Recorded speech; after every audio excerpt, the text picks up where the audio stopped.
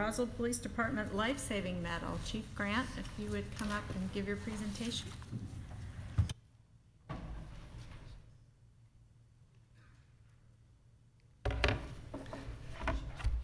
Thank you. We're excited tonight to have the opportunity to talk about Officer Eric Frecken. And back on October 24th, he received a call to a person who was down at the Atlanta hotel. And when in the initial call, when he got there, he found a person that was unconscious, unresponsive. The person was turning blue, was not breathing, did not have a pulse. And Officer Frecken immediately began CPR on the person, and very, very quickly the person began to show signs of breathing. Later, we went to the hospital and asked the doctor their opinion as to whether or not the person would have survived without the actions taken by Officer Frecken, and they said that likely the person would not have survived and would have died. So had it not been for those actions, again, of Officer Frecken, the person would have died, so he did save the person's life.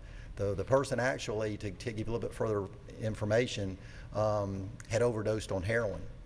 And what we have since learned, just talking with Officer Frecken this evening, is that the family, the individuals had been in rehab, had gotten out of rehab, and had there was a boyfriend and girlfriend in the Atlanta hotel, and they had used heroin after getting out of rehab. And since then, Officer Frecken has been back to visit them, and they are now back in rehab.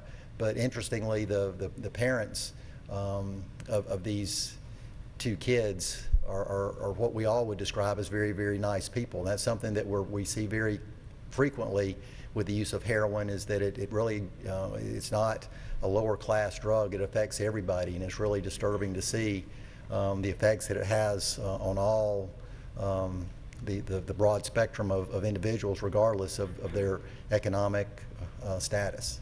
So, having said that, I'd like to recognize Officer Frecken for the life-saving medal. Present you with this plaque. We'll get a picture made with this first.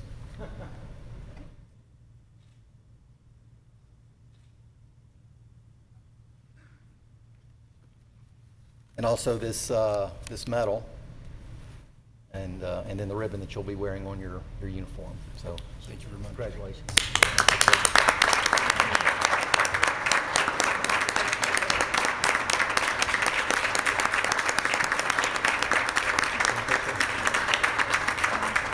We'd be honored to have our picture taken with you, if you wouldn't mind. Any family that you have? Come on.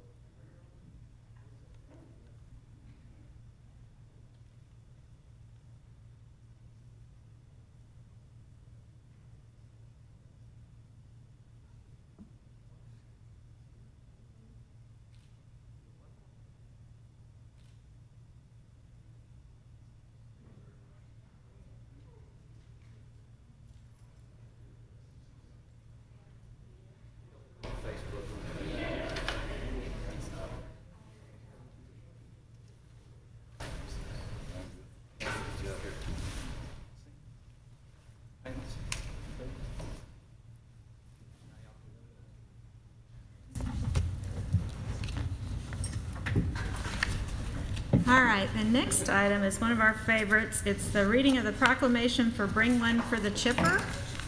And I believe we have a couple of chipper folks over here. They're the chipper department, I tell you. They're always smiling. From the Office of the Mayor, this is a proclamation for Bring One for the Chipper. Whereas recycling reduces the waste stream, thus saving tax dollars and improving our environment. And whereas Keep Roswell Beautiful and the City of Roswell is committed to reducing the waste stream, thus helping the state of Georgia reach a per capita waste disposal reduction goal. And whereas over 117,000 trees were recycled throughout the state of Georgia and over 9,000 trees in the city of Roswell, and whereas the Keep Roswell Beautiful Foundation, Davy Tree Expert Company, the Home Depot, and WXIA 11 Alive television are sponsoring the 24th year of Bring One for the Chipper Christmas Tree Recycling Program.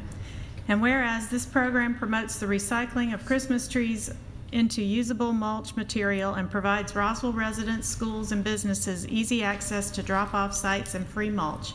Now, therefore, I, Jerry Wood, Mayor of the City of Roswell, do hereby proclaim Saturday, January 3rd as Bring One for the Chipper Day in Roswell and invite all residents to participate. And if Janet or Kim would like to, come on. Or Come on up and introduce yourself. Patrick Smith, I'm the board chair for Keep Roswell Beautiful this year. I'd just like to say that the reason we won this was because that we had 9,000 trees, and that's the highest per capita number of trees for the state, and that's why we were recognized for that. And certainly we'd like to invite everybody to come out and bring your tree to either Home Depot location on January 3rd or volunteer if you would like at either one of those locations. Great. Janet, did you have anything you wanted to add? No? I thought you told me. Just that it's really amazing to me. You know, Roswell is a wonderful city, and we've got about 89,000 people.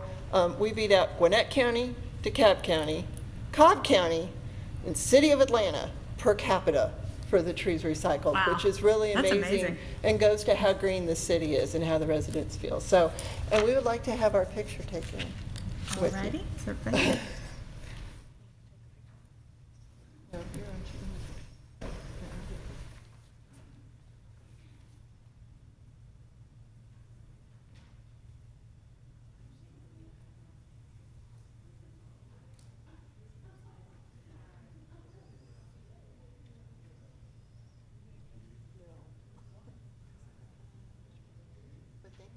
No, I need to take a picture.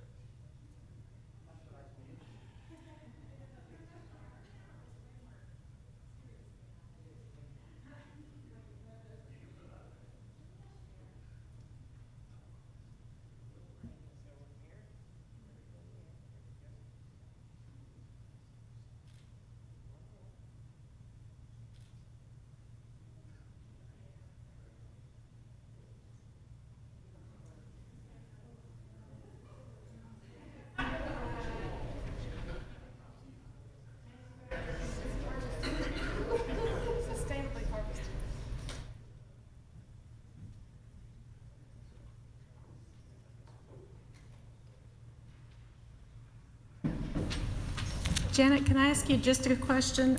Actually, Councilmember DiPolito would like to ask you a question. I think I don't want to steal your thunder.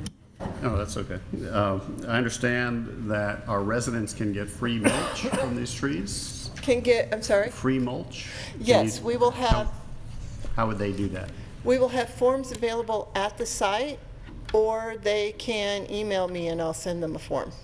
Okay, and how does that, does somebody deliver it to their driveway, or They how does that deliver work? it, it will be delivered. They like to deliver a truckload at a time, and they will dump it wherever you would like it dumped, in your driveway, in your front yard, Great. not on the street.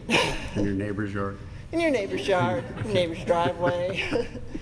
And also, we will have seed packets available to those that drop off trees.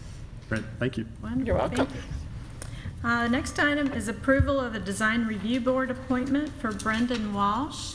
Do we have a Move motion? for approval. Motion by Councilmember Orland, second by Councilmember DiPolito. Is there any discussion?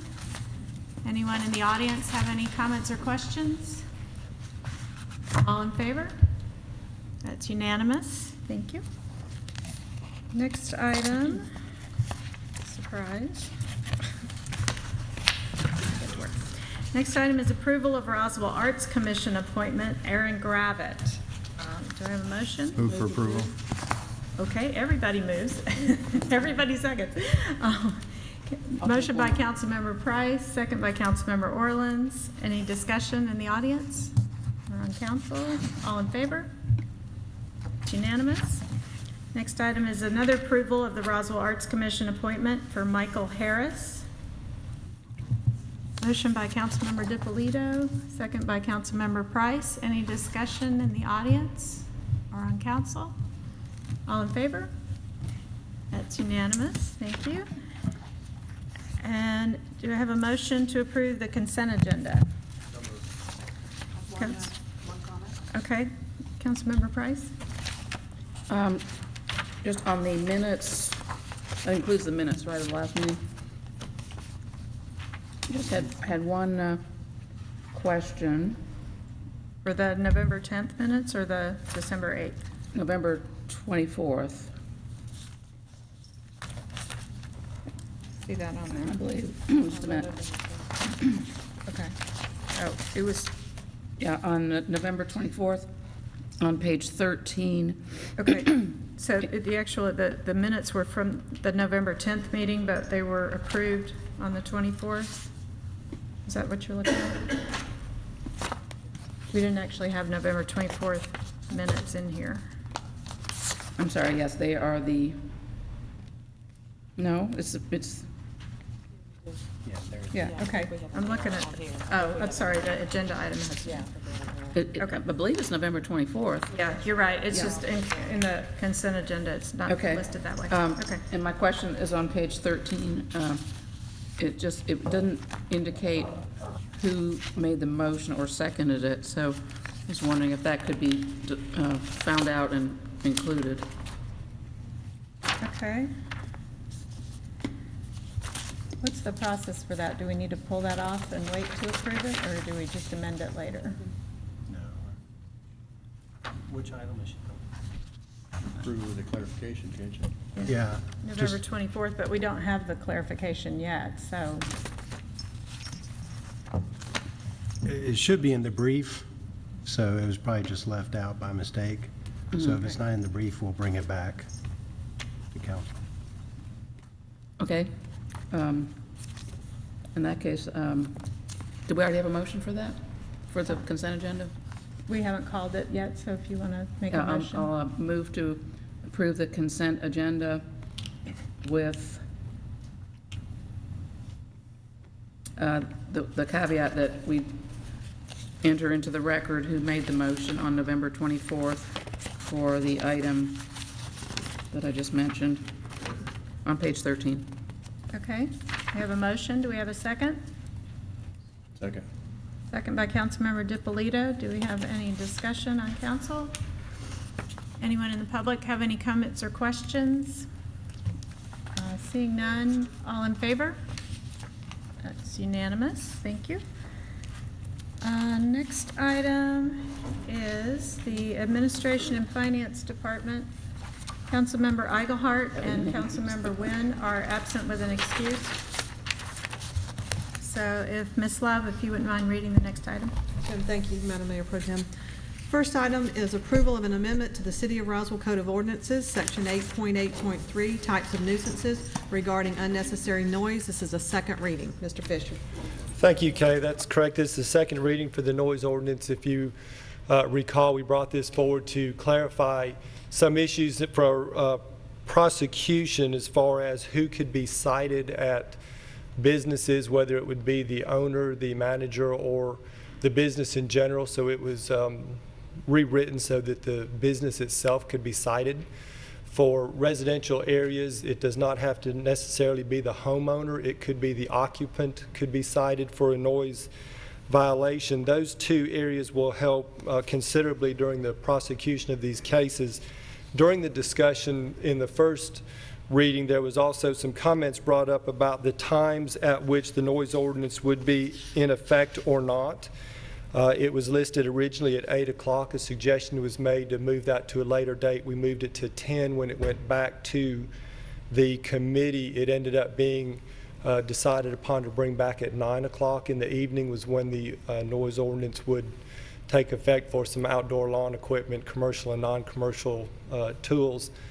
And then also there was some discussion about the noise from some of the sponsored events at schools, whether that would be public schools or private schools. I think the discussion was at committee that it was all schools, so rather than distinguishing between the two, we left that statement as events sponsored at schools.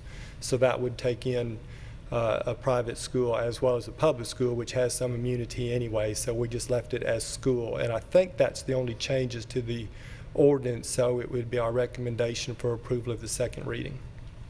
Mr. Fisher, would that, or maybe this is a question for Mr. Davidson. Okay. Would that make any difference on schools where there's a condition on the property already about their hours and noise?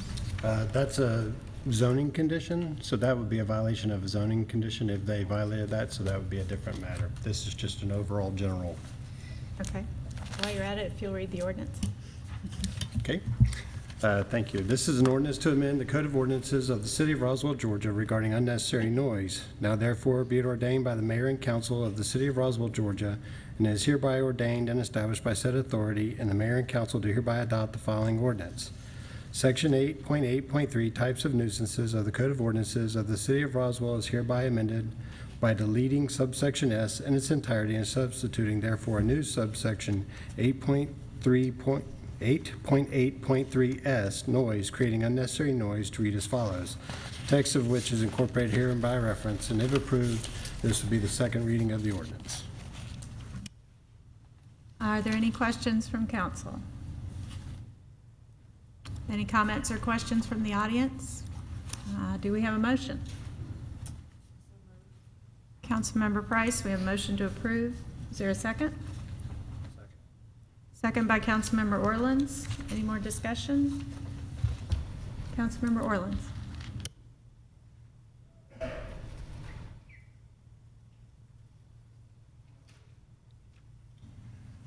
Trying to clarify on the timing under exemptions, item 3, page 4, item 6. We've got everything else at a different timing, and that still goes until 10. Was that looked at all? No, sir, that one was not. During the discussions that we had, we were focusing on the landscape equipment and the lawn maintenance type equipment. We did not get into the chimes or the bells that were used in conjunction with the services, so it was not contemplated during that discussion. So it was just left at 10 o'clock. Councilmember Orleans, I think the discussion was those opportunities for people to do their yard work or things that needed daylight hours, that we could extend it for daylight savings. Councilmember Price. Yeah, I agree that there was a little confusion because now we've got a 9. That one has a 10, and then just the regular decibel limits, there's a demarcation at 11. So I guess anybody who's in code enforcement or getting the acute call is going to have this a pocket dictionary of the times to see if they're in violation. So I don't know if we can make any of those more cohesive or not, or if we just leave it and let it be confusing. I would say we probably have that in a few areas, but that's more to the nature of the way we go at it than I think it is the code itself. I mean, does anybody in code enforcement or law enforcement, I guess they've left, well, Chief Grant's here, does that pose an issue to having all those different times, 9, 10, and 11? And I think part of the reason that we had the different times in there when it was put together was the type of sounds. Those I know are put together based on the time, which is why we changed the one that was from 8 to 10. So the other ones are different sounds, whether it's music, whether it's chimes for the religious services, or whether it's actual outdoor equipment, that Chief Grant might could better address that. No, you're right. As far as having to have a copy of the ordinance with us, we'll essentially need to do that because of the different times, and there's so many different aspects of the ordinance as far as being able, when we use a meter to measure the sound versus when they can't, someone just can't cut their grass after a certain time, or Can't have any amplified music after or noise after a certain time. There's so many different aspects to this ordinance that we're just going to have a copy of it with us. So you see this is reasonable to enforce? I do, yes. Great, thank you. Any other questions? Do we have a motion? Oh, sorry, I'm off track. Is there any other discussion? All in favor? That passes unanimously. Ms. Love, have you got item number 8? Approval for the mayor and/or city administrator to sign a one-year contract renewal with Jacobs Engineering Group, Inc. for the operations of the Roswell Municipal Court Services in the amount of $460,788, and approval of budget amendment BA 100265012-12-22-2014 in the amount of $32,188. Mr. Fisher. Thank you, Kay. The contract is for the Jacobs Group, who runs our court services, and of course it is up for renewal. They've been operating the Roswell Municipal Court now for the last year. The original contract was for 1 year, and there's an option to renew based on a review. The original contract that was put in place has a 3% renewal contemplated. Chuck Button, who is our Jacobs partner, has calculated an increase of 2.9% rather than 3%. Jacobs currently provides 4 full-time employees and 1 part-time, so 4.5 employees if you read it that way for our court services division. During this last year, with Jacobs managing the court services, the citations that were filed in our court increased by almost 3,000. It was actually 2,910 citations compared to the previous year.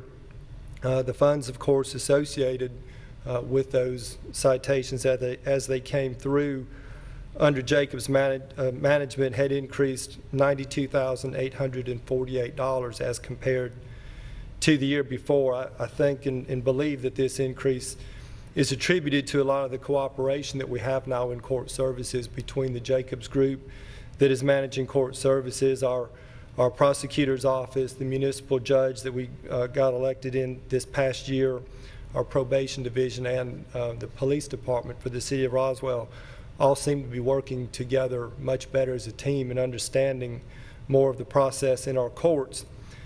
Jacobs included in their scope in this change authorization form to consider adding another half of a position, if you will, or taking the part-time position that we have for the 4.5 to a full-time position for 5 people in the court services. There's a gap that is developing between the citations filed and the citations disposed of, which is obviously as we work together and have more citations coming in to get them disposed, the gap is increasing.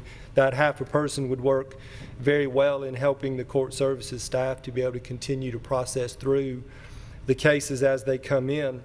So the scope change that we have, the $460,788, is for the 2.9% increase along with the half of a position.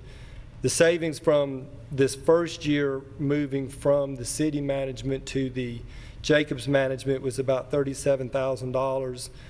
Plus we see an increase of the funds received of about $92,000. I think the partnership has worked extremely well for the management of our court services.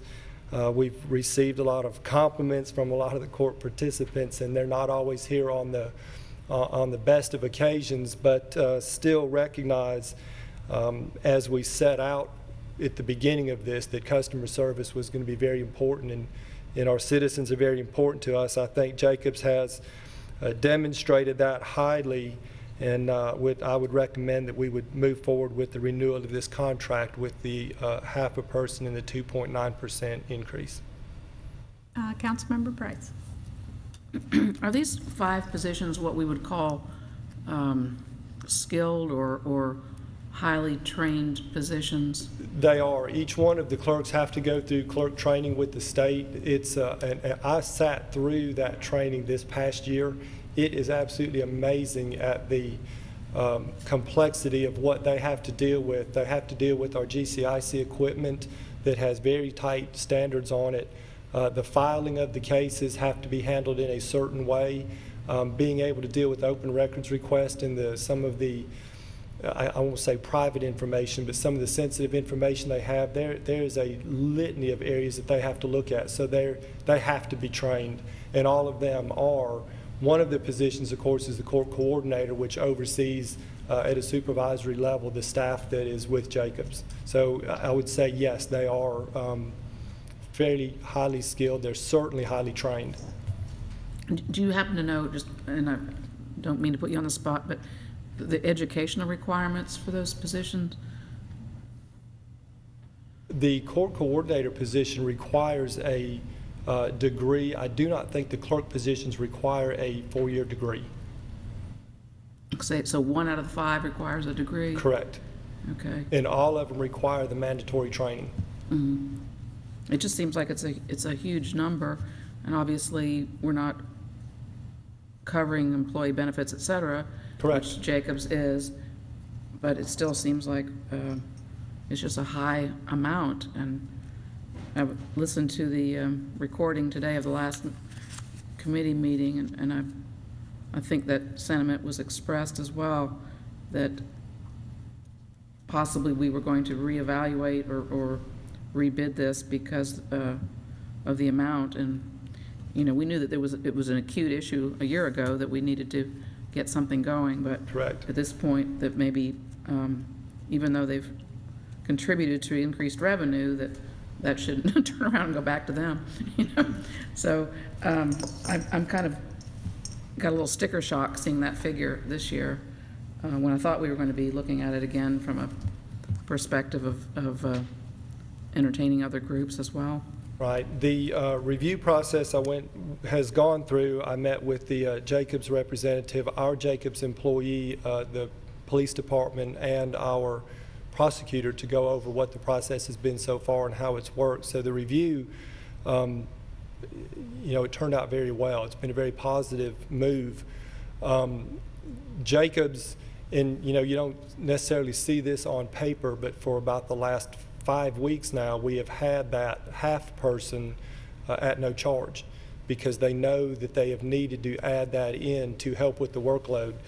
They want to be a partner, and they know that it is only at the most a 2-year process, yet they still want to be a partner, so they have supplied some extras for us, I guess you could say, to be a good partner. I do know that they are covering some of their overtime. We are not covering that from the city, which is not necessarily the way it would be in a normal contract, but they have done that as a part of their service to the city. So I couldn't recommend anything other than approving this one just based on their performance. There is some savings, as I said, you know, it went down some the first year. The revenue that's come up, even with this increase of 2.9 instead of 3%, which again I know is a very small amount. However, it tells me that they're going to do the best they can with what they have. They didn't have to go 3%. They went 2.9, and they did. So I appreciated that. We're going to net out, at the end of this first year, about a $74,000 increase after we renew, even with the 5 full people. So I agree we'll bid this out next year, but I think for right now to try to change up what's going up there, it's a pretty positive move we have right now. I just hope they don't want another 3% next year. I understand. Thank you. Mr. Fisher, can you help us understand, I mean, obviously, if that's not just the 5 people, I would assume, or they're not all getting $90,000+ a year. Oh, so. no. It's like Councilmember Price said, it also covers their overhead as a company because they have lights and buildings and all that they pay for. It's all of their benefits, their vacation, their retirement, their medical insurance that they have. So it's the entire process. Just like if we were employing somebody, it's not just a $30,000 employee. There's other things that go on top of that. Plus it's the 2.9%. So that $55,000 is not just for a half of an employee. It is for their normal, what they had in the contract as a multiplier to move up for the year, plus their overhead for the half a person. But in looking at the overall contract for $460,000 for 5 people, Correct. basically, I understand there's benefits and things that go with that, but is there value-added parts that could come from Jacob, and how does that compare to what we were paying per employee when we were doing it? It's $37,000 for the first year cheaper than what we were paying. Now, per employee, I don't have, because we had a lot more employees up there trying to do the same thing. And we're not as successful with it as Jacobs is with the people that they have. That's part of what we're paying for, I think, is that working model, their ability to come in and do it efficiently when we needed it. So we're paying for that service. And I assume they're handling all the training, that's not something we Yes. get involved in. That is correct. Councilmember DiPolito. Thank you, Mr. Fisher. You said the savings the first year was $37,000? Correct. And they're looking for an increase of $55,179. So we're now actually paying them more, which to me is troublesome, particularly because I was uncomfortable with the margins they were charging us on their employees last year. And, I think it would be wise for us to go back and take a look at what kind of margins they have and, what is reasonable. I think they're doing a good job, and all the response I have heard so far is that they're doing very well. But, they also need to do that cost effectively. And I think it would be wise for us to go back and take another look at their numbers and see how much their markup is on the actual, their out-of-pocket costs. Because I think that was pretty significant last year. So it really bothers me to pay them an additional 3%. I understand some of the costs of that $55,000 are because of the additional half of a person, and I understand that. And part of the benefit of having them is to have that flexibility. Right. But I'm uncomfortable with the cost, particularly with a fee increase when I think their fees were high to begin with last year. So I would like for us to go back and take another look at that and see if we can't get that number down. So that was a bid process before, so I'll have to go back and review how to do that negotiation. What they did, that was a competitively bid contract. So they agreed to honor that contract for us, and as a part of that contract, there is a 3% increase for this year. Again, they didn't quite do that. They were able to do a 2.9, and the $37,000 savings for the first year also goes along with the $92,000 increase in revenue, I think, from some of the work that they brought in. So if I can negotiate that agreement, I can talk to them about that. I'm not sure. Well, my understanding is the increase is up to 3%. So there are, could be 0. No, it's 3%. They actually have it figured out in a wage table in the contract. Okay. Well,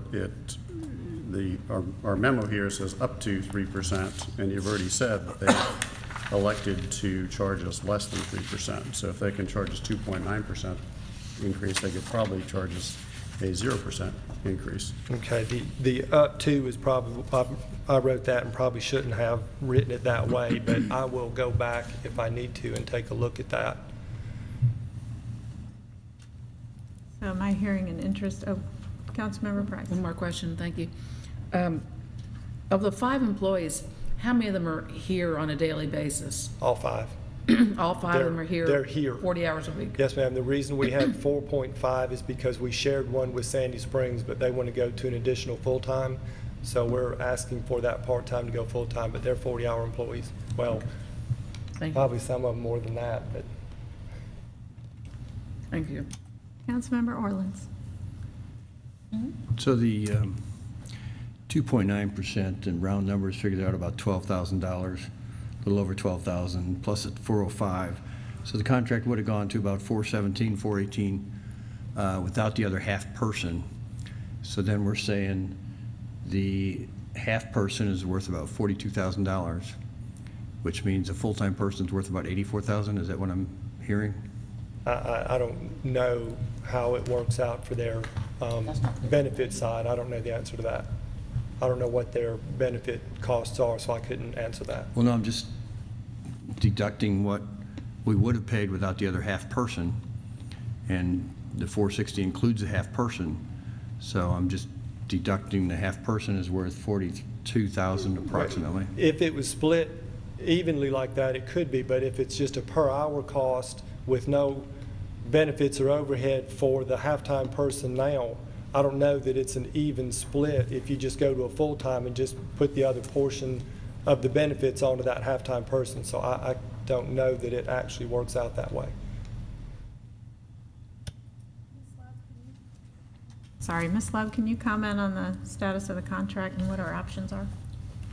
Yes, we piggybacked on a contract that had been bid by Sandy Springs, so the provisions of the contract are what we are utilizing. And since we don't know every aspect of the contract, it might be in our best interest to allow staff to take a look at it instead of trying to maybe determine that on the fly if there are concerns that you've raised regarding the cost. So if we have an option to take a look at that, we always could. Otherwise, our position would be that approve it as presented or direct us to go back out for an RFP for these services. But I don't think we have the exact answer, and I would hate for us to steer you wrong by not knowing what's in the contract verbatim. So do I hear any interest in a deferral? Councilmember DiPolito. I would move to defer this item in order for staff to do some additional research and come back with some answers. Ms. Love, would it be appropriate to just bring this back to council, or do we need to bring this back to, would it be appropriate to bring it back to committee first? Our preference would be to bring it back to council without going back to committee if we get the answers to your questions. And we should be able to get those very quickly. And the next council meeting, well, there's one next week, but we probably want to bring it to a regular council meeting in January. That would be January the 12th. If we got the answers quickly, if it's amenable to the council, we could put it on the 29th to get a decision, but we could also wait until January the 12th. We wouldn't have another committee meeting between now and then. Given that's an open forum, I think I would defer it to the 12th of January. Okay. We have a motion. Do we have a second? Second. Councilmember Orleans. Do we have any discussion in the audience? Any more discussion on council? If not, all in favor? That's unanimous. Thank you. Next item is approval of an amendment to the City of Roswell Code of Ordinances, Article 2.7, Purchasing. This is a first reading. Mr. Lee?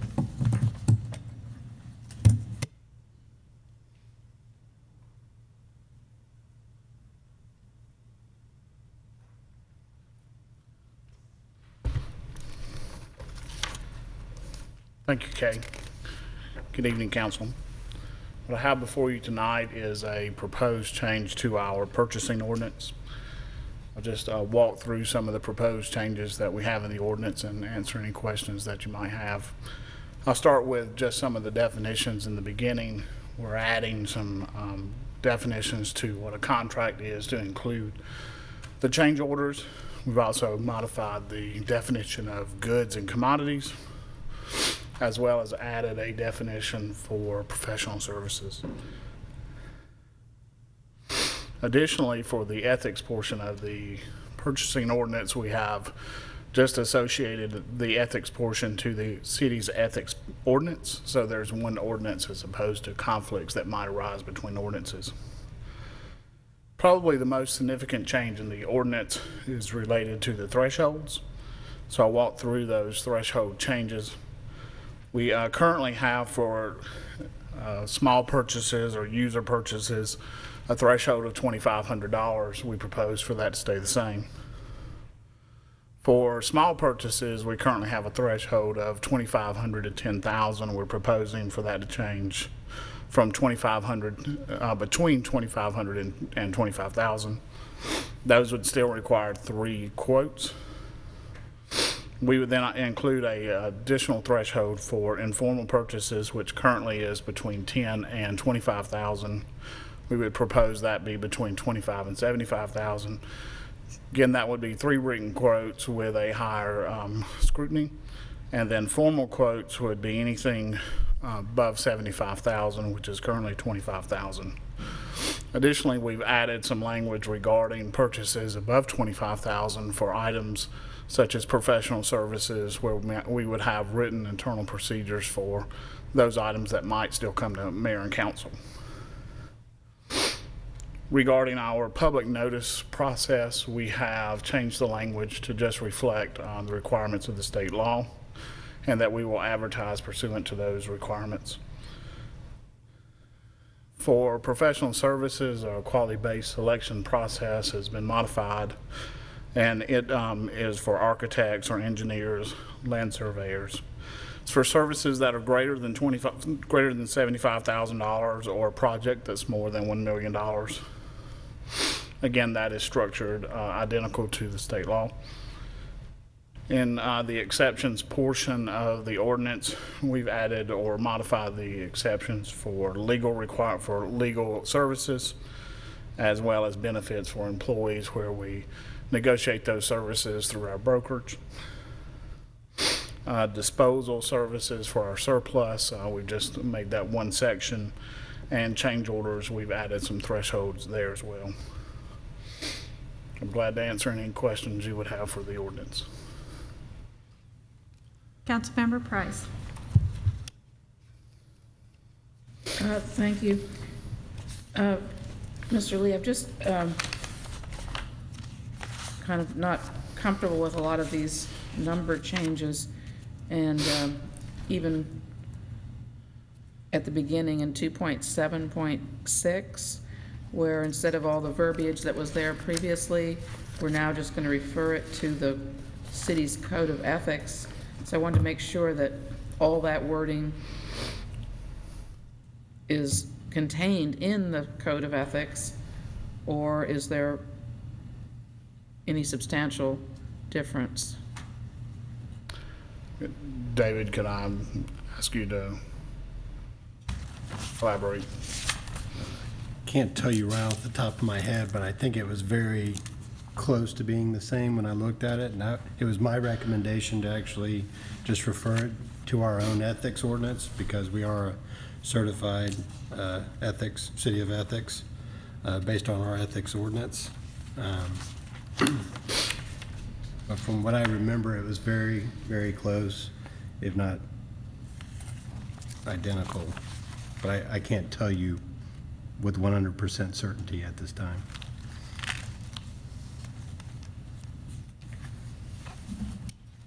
Yeah, additionally,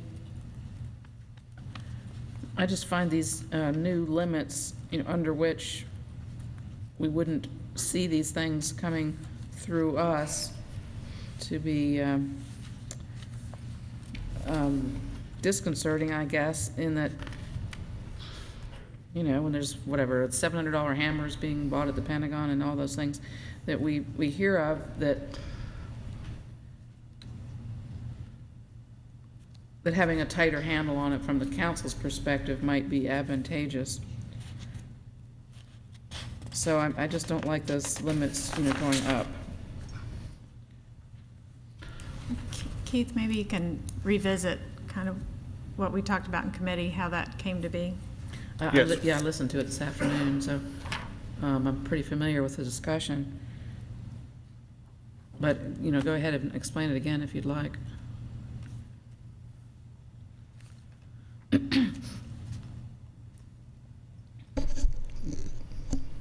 So generally, for purchases, I'm going to start with the council level. For purchases that are above $75,000, they actually represent 72% of the value of our purchases. So if we were to purchase $100 million worth of items, $72 million is above the $75,000 threshold, or contracts of some sort would be in that range. So still 72.6% is coming back to mayor and council for approval. Below that, the 25,000 to 75,000, 8.5% of total purchases are within that threshold. So again, if it's $100 million, $8.5 million is still going to be bid, or it's going to have 3 quotes from vendors that have provided the service to the city before, or we have identified as providing a quality service. The final threshold that still requires 3 bids, 3 written quotes, is the 2,500 to 25,000 range, and it's 11.5%. So it would be $11.5 million. So the only portion that doesn't get a quote, if you will, is below $2,500, and that's the current threshold, and that'd be 7.5% of all purchases. That doesn't mean that our staff isn't going out and working to find the lowest and the best price, but they're also working with vendors that we know provide quality service to our citizens. The idea behind the thresholds is to effectuate the work so that 80% of our purchases are in that small range, and that's getting the everyday work done. That's buying the tires, that's buying the paper, that's putting pencils on people's desk or shovels in someone's hand. So we're trying to develop this ordinance around the everyday work can be done efficiently and effectively. And then those things where we can find the greatest value, we put some bid process to ensure we're getting the best value. There was some discussion about certain categories that we would still see even within that range. Do we have Yes, that? ma'am. We looked at the categories for the 2,500 or the 25,000 to the $75,000 range. We categorized those particular expenses.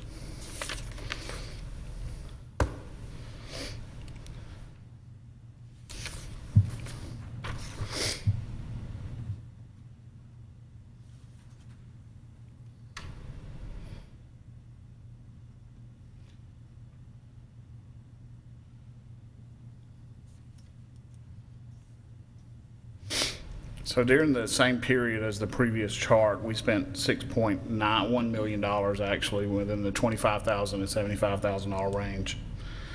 Of that, equipment makes up the largest expense. That's vehicles, motor equipment, heavy equipment, if you will. It also is transmissions that we replace in vehicles. The second would be professional services. Those are a lot of task orders or projects where we've hired architects or land surveyors or engineers to do work on our projects. You'll also see some expenses related to construction. Those would be mostly small projects. It could be something like a bathroom or a sidewalk that we've put in place. Recreation would primarily be operational contracts where we've contracted with umpires associations and training associations. So did you have a set of categories that you would still bring to us even though they're within that range? We would propose to bring the professional services as what we've written into the ordinance to mayor and council. Most of the equipment that we acquire today is acquired under a purchase order, and so that's not required mayor and council approval. That approval is done through the budgetary process.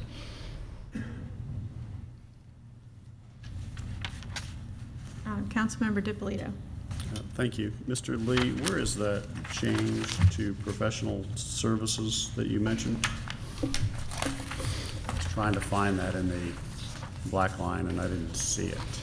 It is on page 3 of the red line version, if you will. And basically, we say professional services is accounting, architectural, legal, medical, and other such services provided by a formally certified member of a professional body. Okay, you defined it, then where did you exclude that from? Or where did you include it in a range?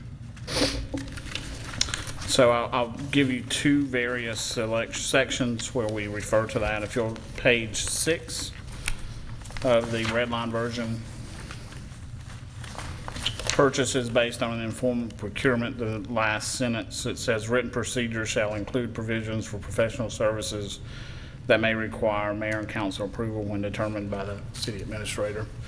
Primarily, we have an internal operating procedure for purchasing, and we would write policies around those kind of items that we would bring back to mayor and council. The second, So it's undefined. I'm sorry for interrupting you. It's unclear then, the way this is written. So it doesn't exclude all professional services. that's correct. I mean, it says that we will have written procedures for those items that may be of significance that we will bring back to mayor and council. We understand that there are things that are where we're doing master plans or we're rewriting ordinances where we would bring back the consultant to mayor and council for approval that becomes maybe a little tenuous to write into an ordinance, but we can certainly effectuate in our policies. Okay, then the other location you had it? It would be page 11, 2.7.17. So this is currently in our ordinance, but we've drafted it to mimic the state law. So this includes the selection of professional services, including architecture, registered interior design, professional engineering, land survey, and landscape architect. This would be a service when it costs more than $75,000 or a project in scope is more than $1 million. We would use a quality-based selection process where we would ask for the firm, if you will, for their resumes, for the work they've done in the past, and evaluate criteria that selects them as the best for the job, and then negotiate price. Mr. Lee, what's the bottom line first reason? What would cause this to be a discussion point? What's the goal of doing this? For me, it's about being efficient with our staff and with providing service to our citizens, as well as obtaining the greatest value that we can for the funds that you appropriate on an annual basis. And we do that by tiering the structures so that about 80% of the workload is only 8% of the value. So we're going to try to grab as much value out of our employees that they can produce. And how did you come up with that range? Is that like a best practice somewhere, or how did you determine? It is it's called the best practice. I'll call it a Pareto principle. It's a principle of efficiencies, an 80-20 rule. We tend to spend 80% of our time on 20% of the value. So really what you should do is spend 80% of your time on 80% of the value. So we're trying to sort of flip that around. And I have a comment to throw it out there, and I'm obviously not voting, but I want to throw it out there anyway. On packet page 79, there's the local vendor preference, and Mr. Lee, you can tell me if there's some reason that we wouldn't want to do this, but I don't really know that I need to see a minimum dollar amount on a local preference. I just as soon it be across the board, wherever it's reasonable. I think I put it in there at the $2,500 threshold because we would be getting bids at that point in time. If it's below $2,500, we may not be getting pricing because we would be going to a hardware store to purchase shovels or things of that nature. But certainly we can put it in there for without a limit on there. I was using it as a comparison when we actually have a bid process. And it may not be the most practical to put it in there. I just think as a policy or however that looks, that would be my preference.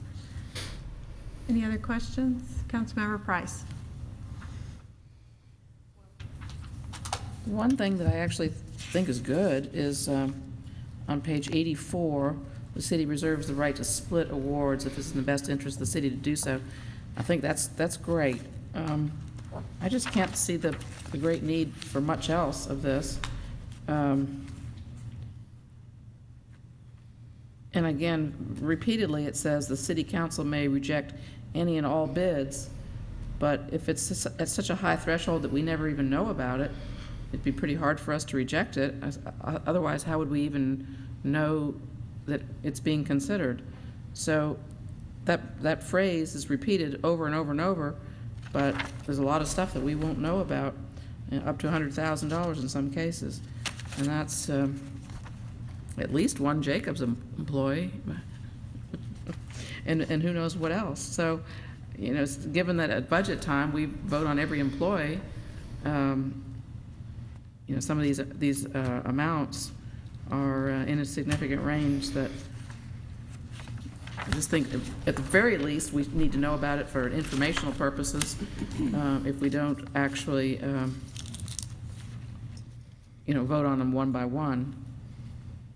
I think that's a practical process. We could print out a ledger of purchase orders issued on a monthly basis and provide that as information. That might be a reasonable thing, and then, I don't know if we could approve it in one fell swoop, or just take it up retroactively. I don't know if we could do that. Ultimately, if the process would be that we would, the internal approval process would have already approved those purchase orders. It would just be informational purposes only. Councilmember DiPolito. Thank you. Mr. Lee, on page 9, packet, page 85, I guess. Item E, it says contracts of more than $100,000 excluding commodity purchases shall be approved by the city council. Shouldn't that be 75,000? Yes, sir, it should. It's a mistake. Thank you.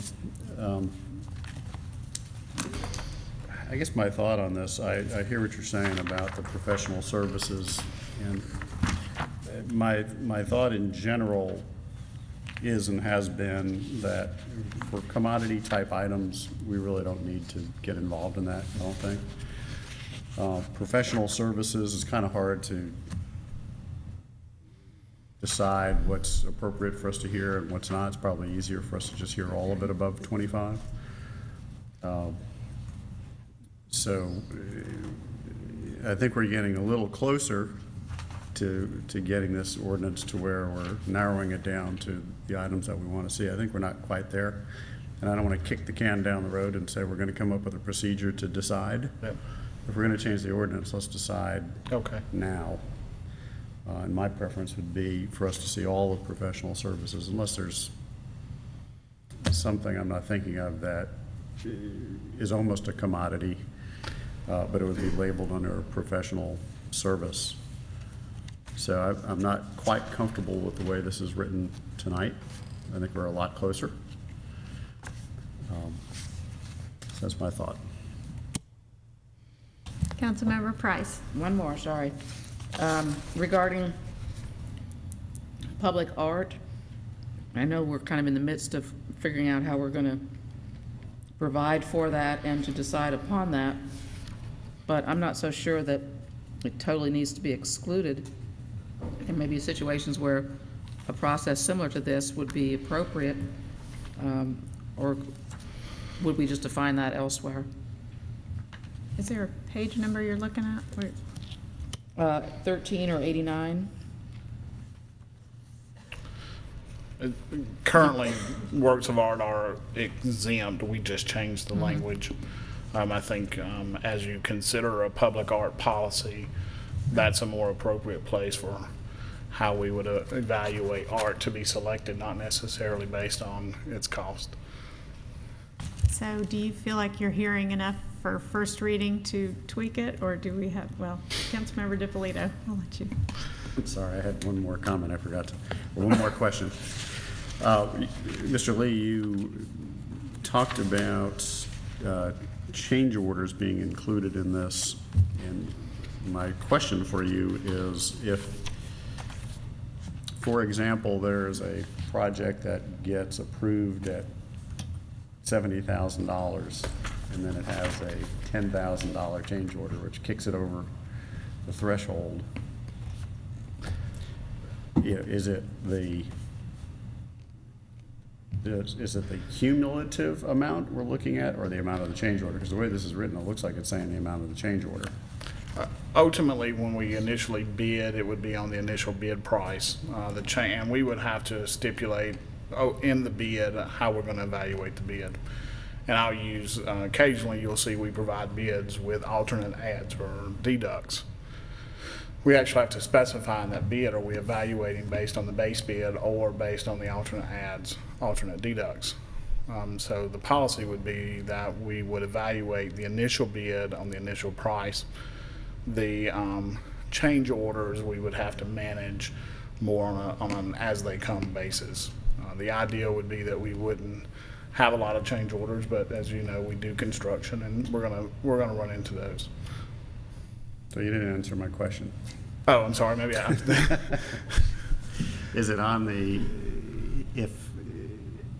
does the threshold count for the cumulative dollar amount or just for the change order amount? So if somebody has a change order for less than $25,000, does that not even come to us, even though the cumulative amount would be something that we would see? No, sir, it would not. Based on the ordinance, if it is below $25,000, it would not come to mayor and council. Actually, in this revised, it's up to $75,000, so we may need to evaluate that language as well. But ultimately, if the change order is less than $25,000, it's not going to come back to mayor and council. And we wouldn't necessarily bid it. We would negotiate with whoever we have a contract with. I would suggest that we would look at the cumulative amount in those cases, because it may kick it into a category that we would want to see it at that point. Okay. Councilmember Orland. I'm not sure you could do it on accumulation because you've already made your decision based on what the numbers were originally. And if you have a change order coming back, unless that change order really jumped into a category by itself. For example, if you were at 70 and a change order came in even for 10 to put it over 75, you can't go back. You've already had the decision made. So I'm not sure how you can get to that, but I guess for right now, I'll move for approval of the first reading with a couple of things. One, I think the idea of informational packages on a timely basis for everybody would be good. And two, I think you've heard several comments tonight from different council members to take into consideration before the second reading. But for now, I'll go ahead and move for approval of the first reading. Okay. Do we have a second? No. Okay, well, all right, Councilmember DiPolito, second. Ms. Love has one comment to clarify. Thank you. Just for a point of clarification regarding change orders, many times you might see a change order anyway without respect to the threshold because the budget is not enough to affect the change order, or there are some other issue that we have to bring it at least to committee. So we do need to look at the cumulative language that may pose us some or throw into place some other changes that would need to be made in the ordinance. And I think that's an important point too, that all that we're talking about here are the things that were already budgeted and approved in the budget process. And I guess we do need to read the ordinance. Mr. Davidson. Thank you. This is an ordinance to amend Chapter 2, Administration, Article 2.7, Purchasing of the Code of Ordinances of the City of Roswell. Now therefore, the Mayor and Council of the City of Roswell, pursuant to their authority, do hereby adopt the following amendment. Chapter 2, Administration, Article 2.7, Purchasing of the Code of Ordinances of the City of Roswell, Georgia, is hereby amended by deleting Article 2.7 in its entirety and substituting therefore a new Article 2.7 Purchasing, which is attached here to and incorporated herein by reference. And if approved, this will be the first reading. All right, we have a motion and a second. Any more discussion? Councilmember DiPolito. Thank you. I just wanted to comment that I did second the motion, but I'm not comfortable with the ordinance yet. I think it needs a little bit of work. Okay. So hopefully we'll see that by the second reading. Yes, sir. Thank you. Councilmember Price. Also, if we could put some attention to section 2.7.20. I'm not sure that it flows. I know it's been sort of chopped up with less than 5,000 eliminated in the first paragraph, but then greater than 5,000 coming in to it. And I'm just not so sure that there isn't some redundancy there, that it could be neatened up a little bit. Okay. And actually, I had a line in here too that ended, and now I can't find it. My computer is not working right now, so I will get that to you. But there was just a line that didn't go anywhere, so I'll get that to you too. Any other discussion from the audience? All in favor? First reading, that's unanimous. Thank you. Thank you. Next is community development, so I'll call on Kay Love once again. Thank you. This is a final plat, Village on Pine, Pine Street and Chattahoochee Street. Mr. Wolf. This is acceptance of a final plat for Village on Pine subdivision. All the departments have reviewed and have approved the final plat.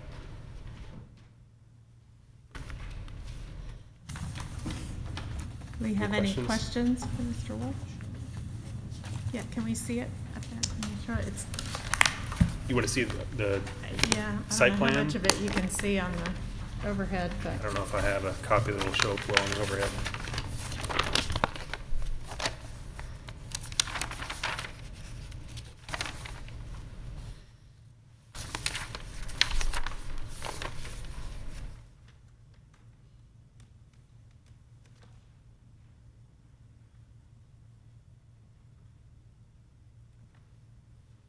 Let me see if I can find a better copy.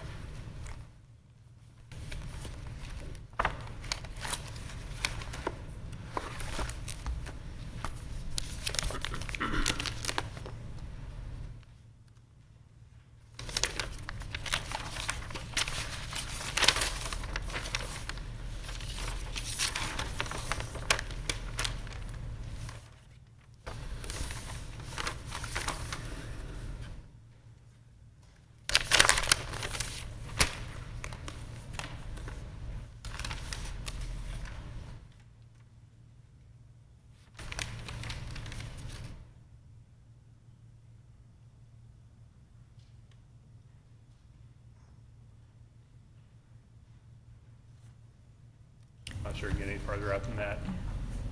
do you happen to know how they ended up lot-wise? Was it the same as the original approval? The number of lots?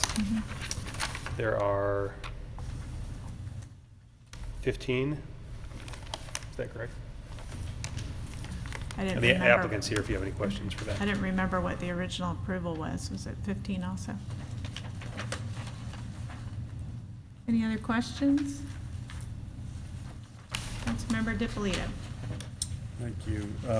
Mr. Wolf, I'm trying to remember the original site plan, which is a little hard at this point. But was Pine Street always intended to turn the way it currently is? And it looks like we have abandoned a portion of Pine Street. I don't know that I was involved in that. Maybe transportation or the applicant can comment. They know. I don't know. Okay. Well, I'll just give you all my, I'm sorry? I'll give you all my questions and we can Okay. get to that in a minute. There's a sign easement on Chattahoochee Street. And I guess my question is, why is that a sign easement? Who does that parcel belong to? I believe that's belongs to the HOA. That's the subdivision sign. It just seems unusual that there's a sign easement when the land is common area. So it just seemed unusual to me. The other question I had was for parking. I seem to recall we had a lot of discussion about parking on this particular project. And I thought we had parking both close to lots 1, 2, and 3, as well as additional parking over by the park. And I just can't recall what the approved site plan was. I thought we tried to get more. It looks like we have 2 parallel spaces, and I thought we had quite a bit more than that. So I'd appreciate some information on those items. Is that all your questions? Those are all my questions. Okay. If we can hear from the applicant, if you'll introduce yourself and give your address, please. Yes, my name is Matt Katu, address 5665 New Northside Drive, Atlanta 30328. And I worked on the development of the site. And yes, sir, this plan meets the original design and approved preliminary plat that came before the board. As to the Pine Street question, let me flip to that.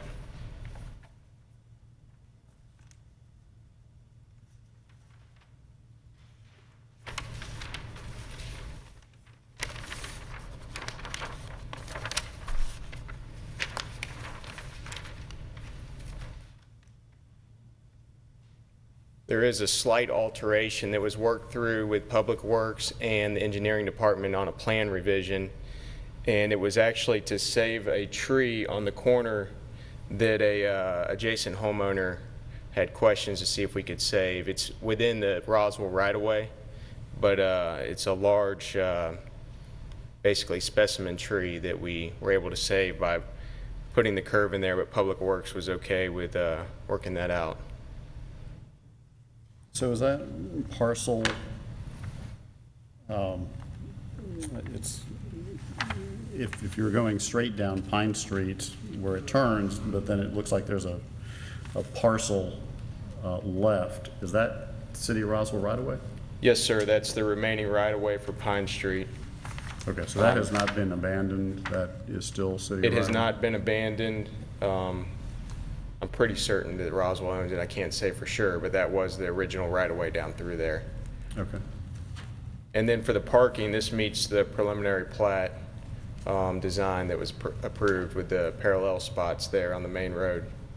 Okay, we didn't have more parking down by Lot 3, Jen, or could have sworn. Actually, Lot 3 has an alley, which you can see, that has rear parking, and so there could be parallel parking on the front of Lot 1 through 3, but there's actually an alley that is a dark shaded easement area along the rear of Lots 1 through 3. Okay, and then what's the reason for the sign easement on the common area? The sign easement is for the monument sign for the subdivision. Okay, but isn't that common? Yes, sir, it's common area. It's probably a little overkill on our surveyor's part, but I don't think it would hurt anything to be there. Okay, so it's a sign easement from the homeowners association to the homeowners association? That's essentially? right. That's right. Okay, thank you. All right, no problem. Any other questions? Any questions from the public? Do we have a motion? Move for approval of final plot. Motion by Councilmember Orleans. Is there a second? Councilmember DiPolito, a second. Any more discussion? All in favor? That's unanimous. Do we have a motion for closure? Motion by Councilmember DiPolito, second by Councilmember Price. All in favor? Orleans holding out. It's unanimous. Thank you very much. I neglected to say Mayor Wood is also out with an excuse. Merry Christmas, everybody. Have a great week. Thank you.